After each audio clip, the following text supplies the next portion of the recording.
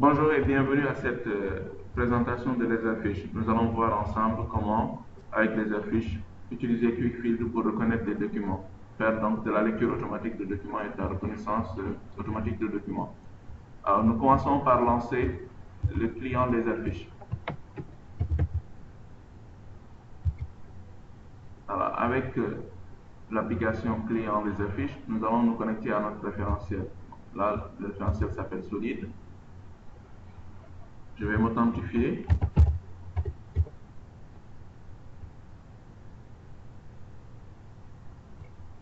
Et dès que je me connecte, je verrai l'arborescence du référentiel. Donc, qui me montre un peu les dossiers auxquels j'ai accès. Là, on va aller sur le dossier, dans le dossier démo. J'ai créé un sous-dossier IPRES et CSS. Et dedans, il y a un sous-dossier documents à traiter. Alors, qu'est-ce qui va se passer? On va scanner, en cliquant sur ce bouton, une série de documents, de formulaires, grâce donc à l'outil Laserfish Scanner.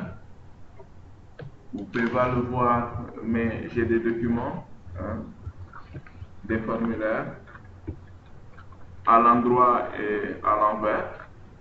Mais vous allez voir que l'outil de scannage sera capable, lors de la lecture automatique de documents, de remettre tous les documents à l'endroit.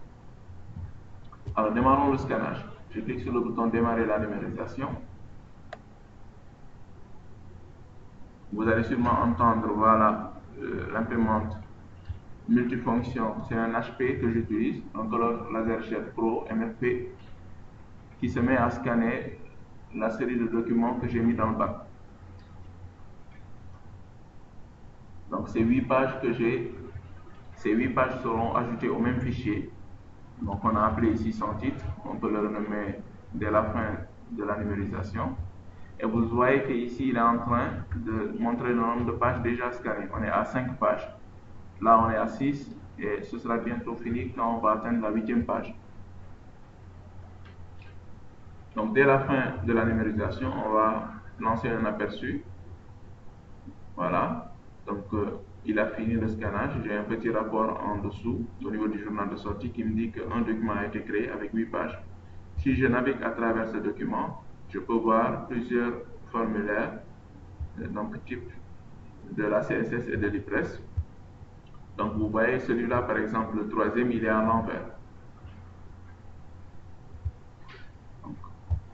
Voilà, j'ai des bulletins de versement et des bulletins de présence. Voilà. Donc, qu'est-ce qui va se passer? Nous allons envoyer les documents scannés au niveau de notre référentiel Laserfish dans le répertoire documents à traiter en cliquant sur ce bouton. Archiver tous les documents dans le référentiel Laserfish. J'y vais. Donc, l'outil va se connecter et envoyer notre document comme un seul fichier avec ces 8 pages au niveau du référentiel Laserfish. Nous pouvons voir en temps réel donc l'envoi de ce document. Et j'en profite pour vous présenter l'interface web de Laserfish qui équivaut à l'interface client-serveur qu'on a utilisée pour démarrer la numérisation. Donc là, je suis au niveau du dossier documents à traiter. Voilà. J'actualise, je vois un nouveau fichier sans titre avec un cadenas sur l'icône qui me montre que le fichier est verrouillé car l'envoi des pages n'est pas terminé. Et on voit que 3 pages ont été déjà envoyées sur 8. Si je bascule sur l'interface web, donc vous allez voir aussi quand je vais actualiser la présence du fichier sans titre, cette fois-ci avec 5 pages, car l'envoi des pages est en cours en background. Alors, le temps que le téléchargement des fichiers se termine, je vais démarrer l'outil QuickField. QuickField, c'est quoi? C'est l'outil qui va nous permettre de faire de la lecture automatique de documents et de l'identification automatique des documents. Voilà. Donc, QuickField fonctionne avec un principe de session. On crée une session, j'ouvre la session que j'avais déjà préparée pour cette démo. Et dans la session, on définit les différents types de documents qu'on est appelé à identifier. Alors, pour reconnaître un document, On utilise une version, donc un scan exemple du document. Et quand on a une version type du document, on délimite les différentes zones qui nous permettent d'identifier le document et de récupérer les métadonnées. Alors, la première zone qu'on a configurée pour un bulletin de présence, c'est le titre du formulaire. Donc, vous voyez qu'on a bien enregistré l'emplacement. Donc, on a bien dessiné là que le bulletin de présence doit être identifié grâce à son titre. Voilà. Donc, je peux vous montrer rapidement la condition qui permet de dire que voilà, le titre du formulaire doit être égal à bulletin de présence pour qu'on considère qu'on a affaire à un bulletin de présence. C'est ce principe qui permet d'identifier les documents. Après avoir identifié le document, on récupère les différentes métadonnées, les différents champs qu'on pourrait utiliser dans des workflows ou dans le stockage, le classement du document. On récupère le site, le trimestre, la raison sociale, voilà, le numéro de l'employeur, le nom et le prénom de l'allocataire, le numéro de l'allocataire, ainsi de suite. Donc tous les champs sont récupérés ainsi. Je bascule rapidement sur le modèle qui me permet d'identifier les bulletins de versement. Donc vous allez vous rendre compte que c'est le même principe. Le titre du formulaire est à ce niveau, on l'a bien identifié. Et c'est pareil pour une demande de prestation familiale. Donc il me suffit de cliquer sur le champ OCR code pour montrer là où j'ai délimité l'emplacement du titre. Voilà. Donc, ce qui va se passer, c'est que on va lancer le scan. Juste avant, on vérifie que le transfert des fichiers est terminé. Voilà, là, il n'y a plus rien à envoyer. Je bascule sur l'interface web. On vérifie qu'il y a 8 pages. Donc, il y a un document dans le dossier, un document à traiter, un document qui se nomme sans titre et qui est de 8 pages. Je bascule sur QuickField donc pour lui demander d'analyser l'ensemble des pages contenues dans ce document en cliquant sur ce bouton démarrer la numérisation.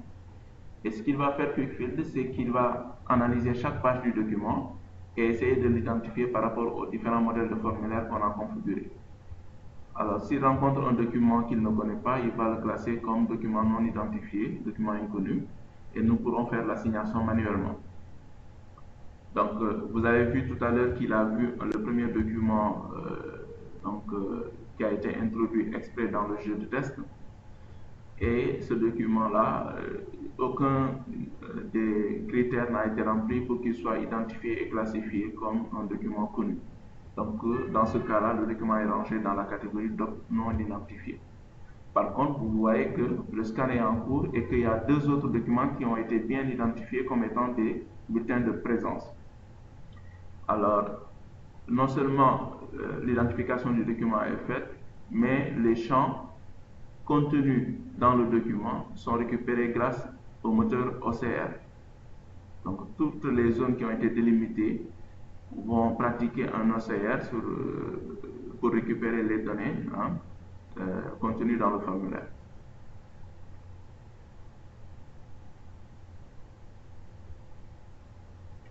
Donc, vous pouvez suivre en temps réel l'analyse du document des 8 pages et l'identification de ces documents comme étant des formulaires type de l'IPRES ou de la Caisse de sécurité sociale.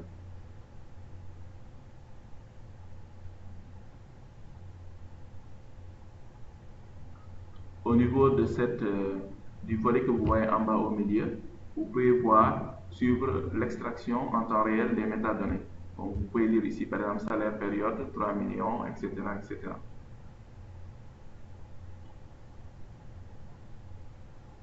Voilà, donc les pages ont été traitées. Il a trouvé 2 bulletins, 3 bulletins de versement, 3 bulletins de présence, un document non identifié. Donc si je clique sur le premier bulletin de présence qui a été identifié, il me montre l'aperçu du bulletin de présence en question. Et à gauche, à droite, vous avez un volet qui présente les métadonnées qui ont été bien entendu mappés avec les champs récupérés par l'OCR. Par exemple, vous pouvez ici lire VDN comme site. Effectivement, c'est ce qu'on a sur le formulaire. Le site, c'est VDN. Le titre du document, c'est bulletin de présence. Le trimestre, c'est le deuxième trimestre, donc la donnée a été correctement récupérée.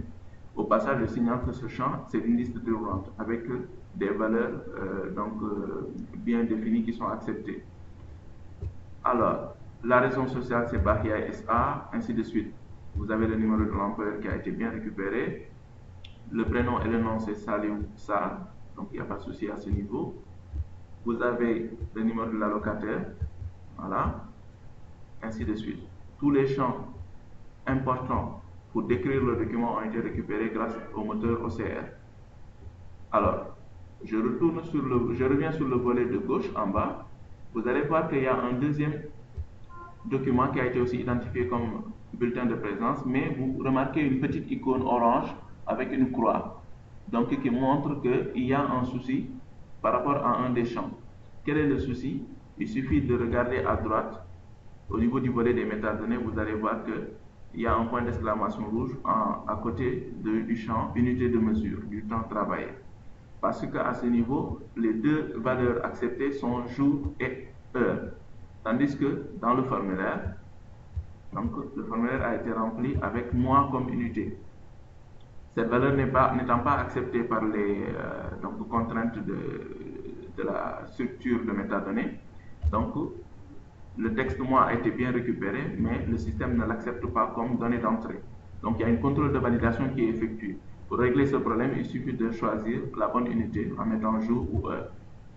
Donc à ce moment, le problème est réglé et l'icône rouge disparaît. Du coup, à gauche, si on revient sur le volet, on voit que les problèmes sont résolus pour ce document aussi. Pour le troisième document, ça va être beaucoup plus compliqué. Pourquoi? Parce qu'il s'agit d'un document qui a été rempli de manière manuscrite, à la main. Le système OCR a fait son possible pour récupérer les informations qu'il pouvait lire, mais l'OCR, ce n'est pas ça son travail. Son travail, c'est de lire des données numériques, une police reconnue. Il y a une option, l'ICR, la reconnaissance de caractère intelligente, qui pourra permettre de lire l'orthographe manuscrite, donc le texte qui est écrit à la main. Donc si on regarde, il y a plein de rouge ici parce que effectivement le site qui est Dakar n'a pas été bien interprété, donc on va corriger cela manuellement. Le trimestre, c'est le trimestre numéro 3. La société, c'est la société solide.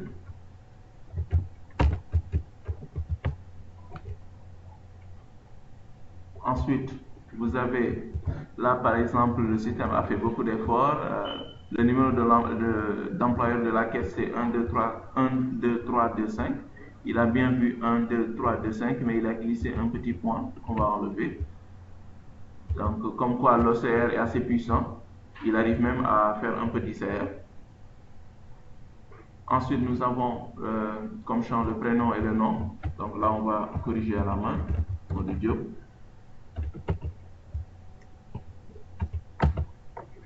Voilà. Le numéro de l'allocataire, c'est le 213. Le numéro de la carte d'identité, c'est le 0567. Voilà. Là aussi, on a le même souci côté jour, donc côté unité du temps de travail. Je corrige, je mets jour. Et enfin, on va terminer avec les durées de travail. Je peux toujours corriger parce que j'ai la version originale au milieu de l'écran. Donc il y a 22 jours ici pour le premier mois, le deuxième mois c'est 13 jours et le dernier c'est 15. Bon, il a compris 75, on corrige avec 15. Donc pensez à acquérir l'option ICR aussi, qui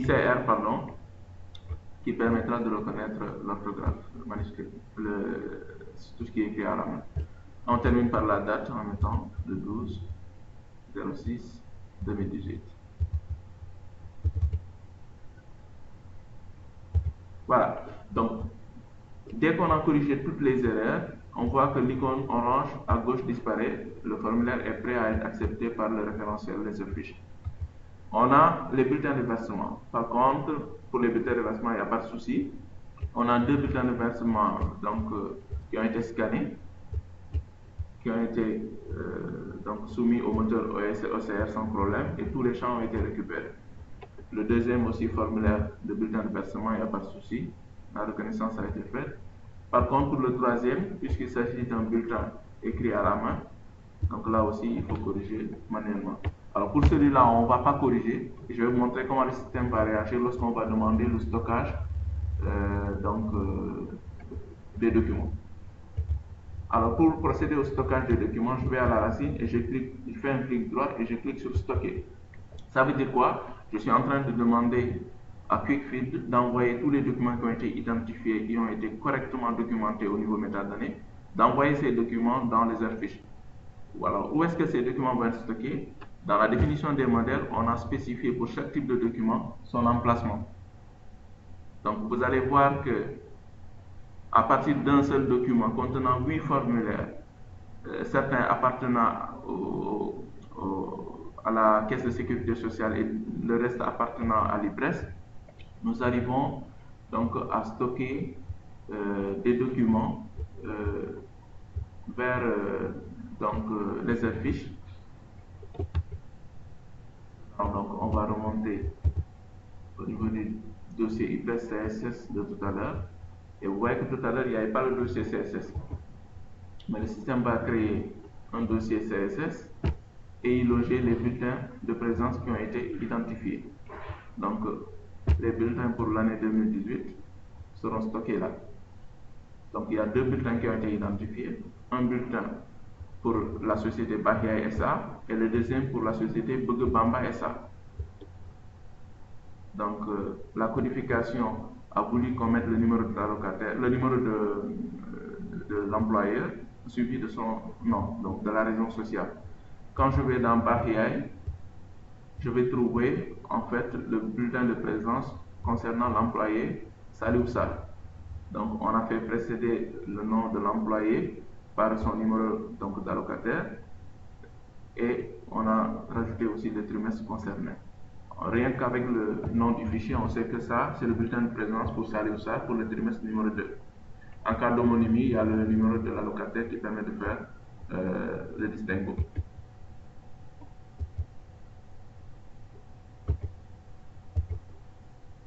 Voilà, donc tout à l'heure, on n'avait pas vu le dossier Express parce que le processus de stockage était en cours d'exécution.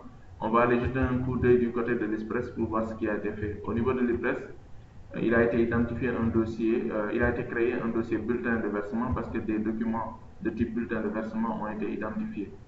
Donc la classification s'est effectuée par année, on est en 2018, et des bulletins de versement ont été détectés pour la société Nakaru SA et Gainindia SA. Donc la logique de la démo voulait qu'on crée un dossier pour chaque employeur. Alors dans Nakaru SA, on a un bulletin de versement concernant la période d'avril 2018.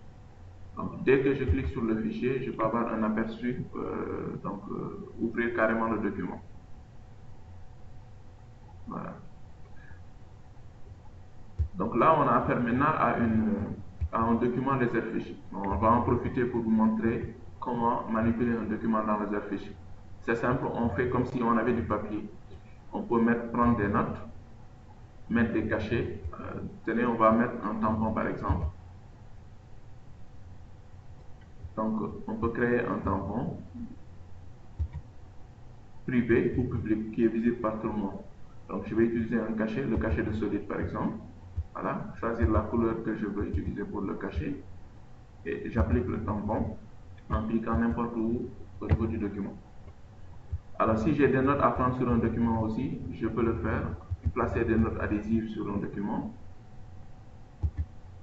et faire des commentaires.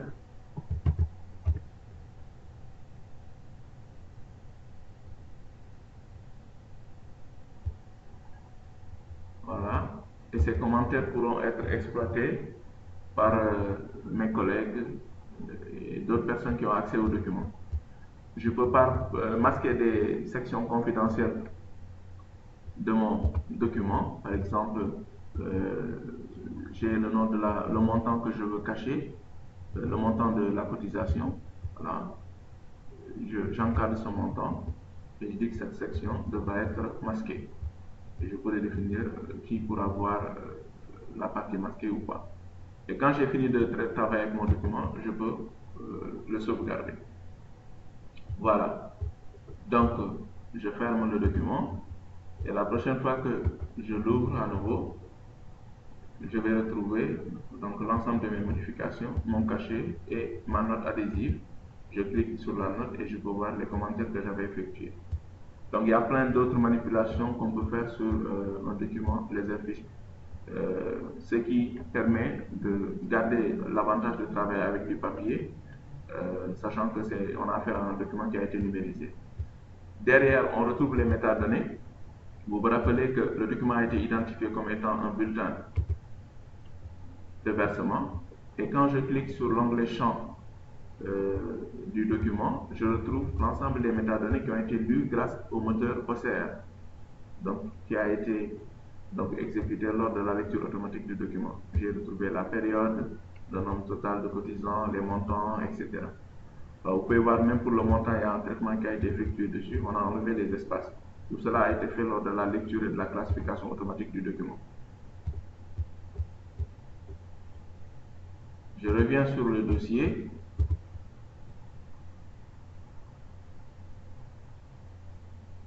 Et on va faire une recherche.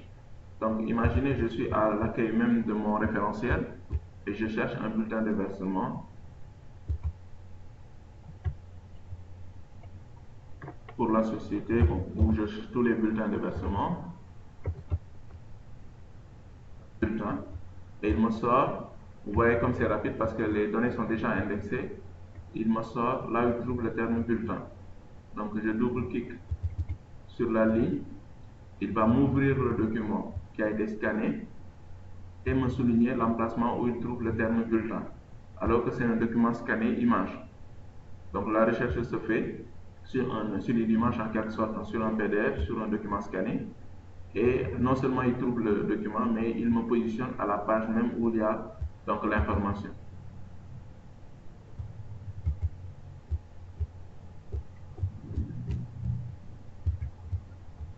Alors, QuickFill a fini de faire la classification et la reconnaissance des documents, mais vous voyez qu'il me reste toujours deux documents.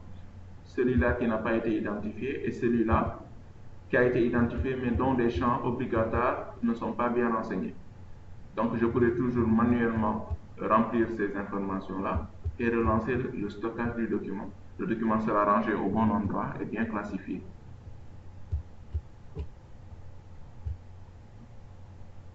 Pour la suite de cette démo, ce qu'on va vous montrer, c'est comment travailler avec les workflows.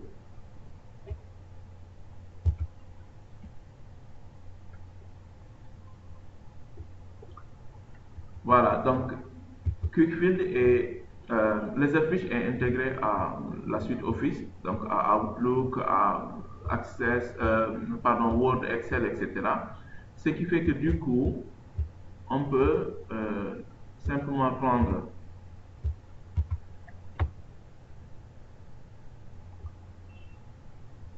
un email et le transférer sur les affiches.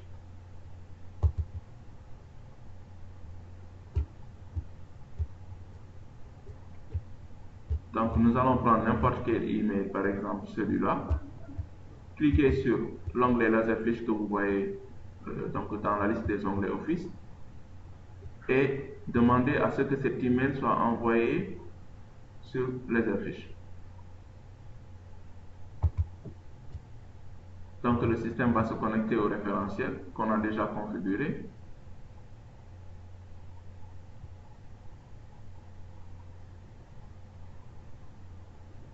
Et ce qu'on va faire, c'est que ce courriel qui a été reçu, cet email, va être considéré comme un courrier entrant afin qu'il puisse être traité de la même manière que le courrier classique qui est reçu sous forme de fax ou bien en physique par la poste.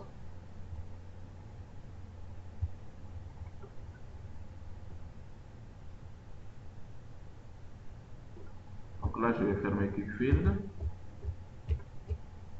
Et l'outil de numérisation, j'en ai plus besoin.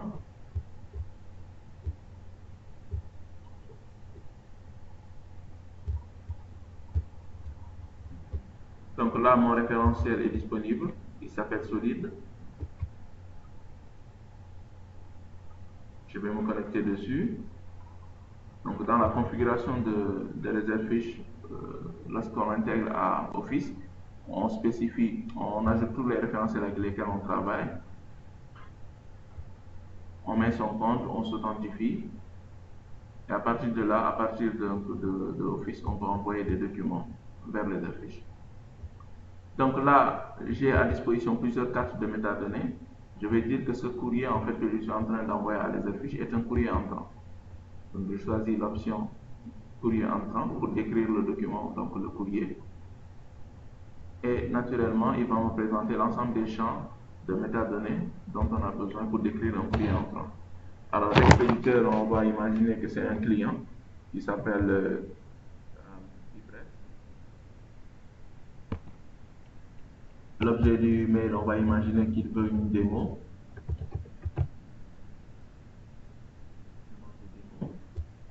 Donc, s'il y a un numéro d'échange dans le mail, on le met. Voilà, la date à laquelle on a reçu le courrier, je mets la date du jour. Voilà, et je clique sur OK. Une fois que j'ai fini de décrire mon courrier. Ce qui va se passer là, c'est le courrier lui-même qui va être considéré comme document à stocker dans les affiches. Et le stockage va se faire sur courrier entrant. Donc, on va aller dans les affiches. Et on va découvrir dans le dossier courrier entrant au niveau donc, du dossier Sénégal. Voilà. Qu'on a rajouté un email, appel entrant de Moustapha. Bon, c'est plus juste un email quelconque. C'était une notification de Skype qui m'informait que Moustapha m'avait appelé. Donc, je retrouve le mail avec l'ensemble des métadonnées que j'ai rempli tout à l'heure. En cliquant sur l'onglet aperçu, j'ai même le contenu du mail que je peux lire. On va déclencher un workflow sur cet email, donc un processus de traitement du courrier. Alors pour cela, je fais un clic droit sur le fichier, donc représentant le mail, et je vais demander à démarrer un processus d'affaires. Et parmi ces processus d'affaires, il y en a un qui s'appelle envoyer ce courrier au DG. Je clique sur démarrer. Le processus, il va prendre le courrier, il va créer une nouvelle procédure de traitement automatisé du courrier entrant. Donc le DG va recevoir une tâche et un email qui l'invite à traiter ce courrier entrant, avec bien sûr l'ensemble des métadonnées fournies.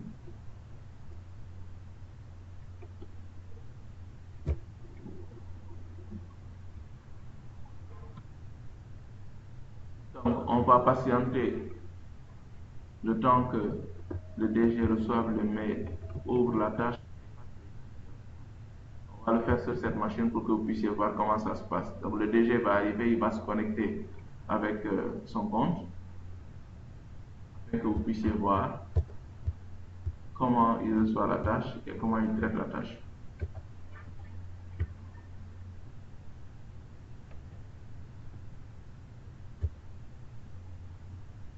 Donc les affiches disposent d'un portail de traitement des tâches qu'on appelle Forms. Donc c'est l'outil d'automatisation des process d'entreprise. Voilà, on va s'y connecter avec le compte du DG. Voilà, donc vous pouvez voir ici le nom du compte, c'est MJob.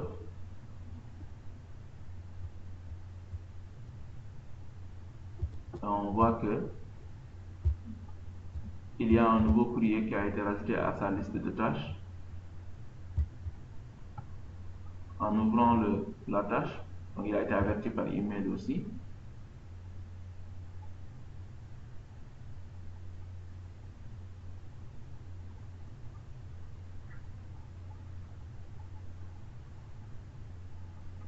La notification aurait pu se faire aussi par SMS en appelant juste une API. Voilà, donc on retrouve notre courrier de tout à l'heure avec un lien pour accéder au courrier, donc à l'email, en cliquant sur le lien.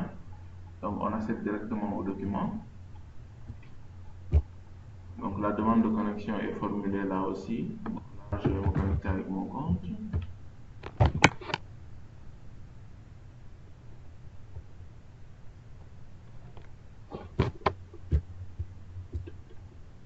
Sur le formulaire de tâche, on peut voir que les métadonnées ont été récupérées et rajoutées au formulaire. Donc l'expéditeur a été récupéré, l'objet du courrier, etc. La date du courrier. À ce niveau, le DG a le choix de traiter le courrier tout seul et de clôturer le courrier parce que bon, il a fait tout ce qu'il fallait pour prendre en charge ce courrier. Ou bien alors, il a besoin de faire des imputations à ses équipes. Dans ce cas, il va cliquer sur le bouton imputer pour décomposer cette tâche. Derrière, ce qu'on a fait lorsqu'on a lancé la procédure de traitement du courrier, vous vous rappelez, le mail s'appelait appel entrant de Moustapha Diop. Quand j'actualise le dossier, vous allez voir que ce courrier va disparaître. Donc, le mail a disparu. Où est-ce qu'il est? Il a été déplacé dans le dossier en cours de traitement. Et dans ce dossier en cours de traitement, on a créé un dossier pour l'IPRES en tant qu'expéditeur et tout le courrier qui va provenir de l'IPRES à l'avenir sera rangé dans ce dossier.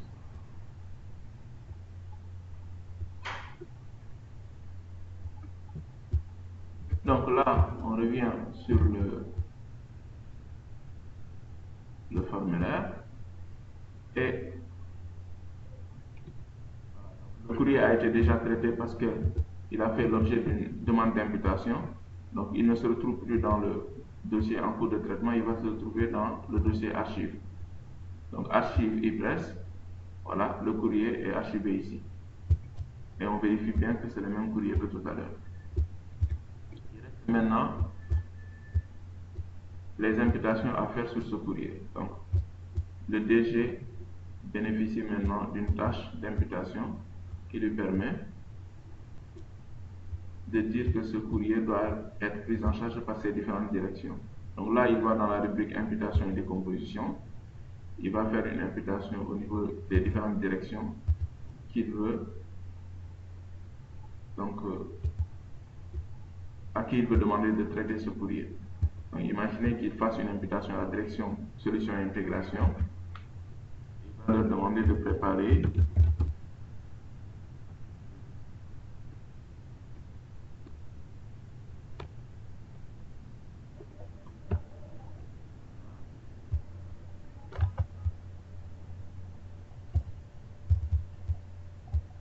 il va ajouter une deuxième imputation à une direction, la direction commerciale par exemple, en demandant de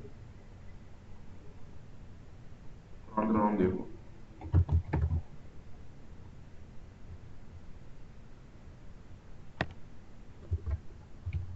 Une fois qu'il a fini de faire l'ensemble des imputations dont il a besoin, il peut clôturer la tâche.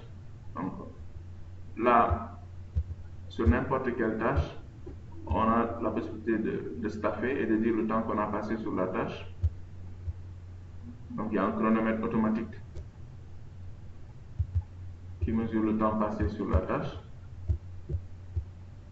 Voilà.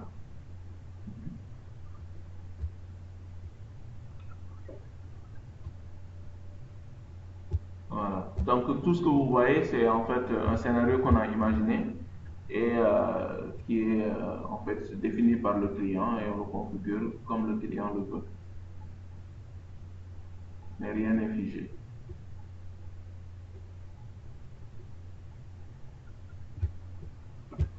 Alors là, je n'étais pas sur la tâche. Je vais en cliquant sur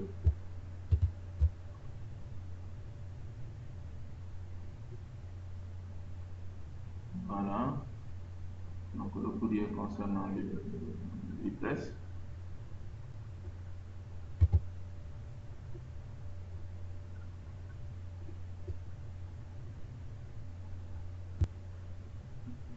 Voilà. Donc, je vais faire une invitation comme tout à l'heure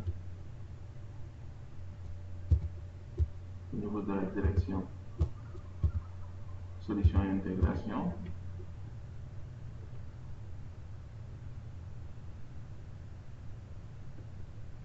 et une deuxième au niveau de la direction commerciale.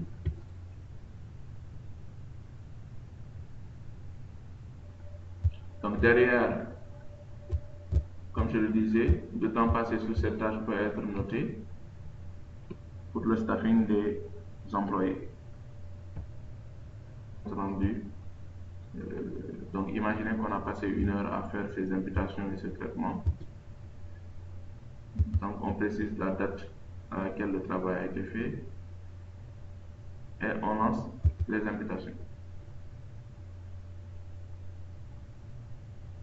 Donc puisque les imputations ont été lancées, l'ensemble des directeurs interpellés vont recevoir à leur tour des tâches. Je vais basculer sur mon compte en tant que directeur du département Solutions et Intégration.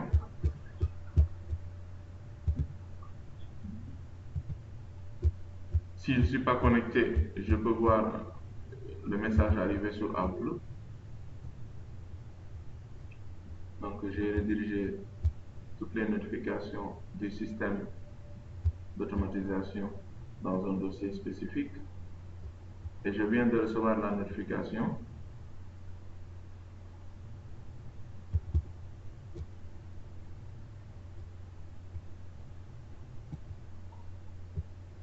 Voilà, donc bonjour, merci d'imputer, de décomposer ou de clôturer la tâche.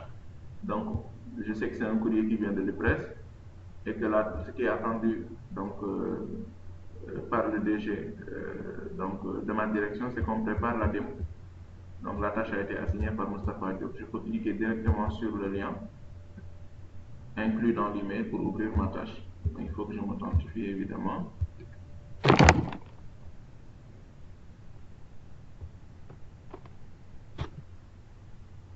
Et à mon tour, je pourrais faire des imputations à partir de celle qui m'a été faite à mes équipes.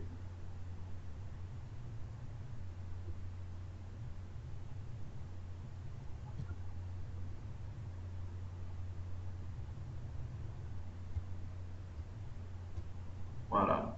Donc, je vois l'historique du courrier, j'ai la référence du courrier, j'ai la date du courrier, l'ensemble des informations. On dit que c'est un courrier qui a été reçu de l'Ipresse avec comme objet demande de démo.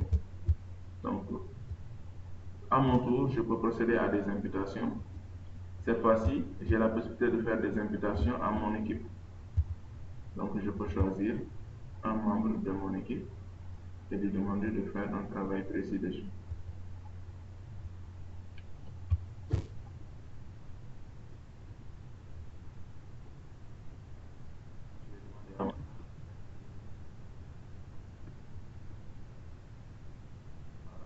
Je lui donne l'échéance, je veux qu'il termine ça en 2 jours, donc à 14 heures au plus tard.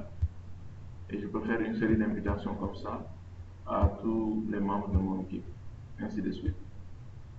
Alors automatiquement, dès que j'ouvre une tâche, le système se met à calculer le temps passé sur la tâche et je peux ajouter ce temps de travail donc à mon staffing, donc à mon compte rendu d'activité, afin que le système puisse mesurer le temps passé sur les projets. À ce niveau, donc, si je veux continuer à suivre cette tâche, je fais exécuter et suivre les imputations, sinon je clôture la tâche et les imputations seront quand même envoyées au concerné. Donc là, je vais choisir de clôturer la tâche.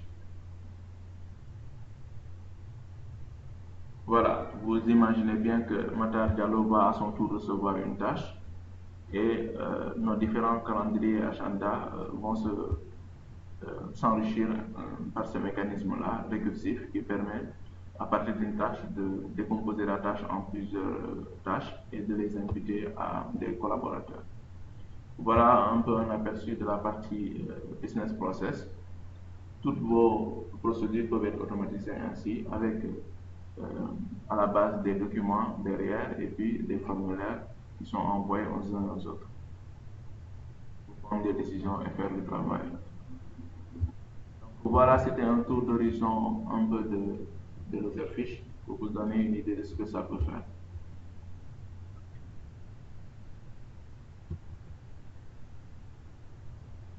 Merci. Merci. N'hésitez pas à nous contacter pour plus d'informations en écrivant à solide@solide.sn.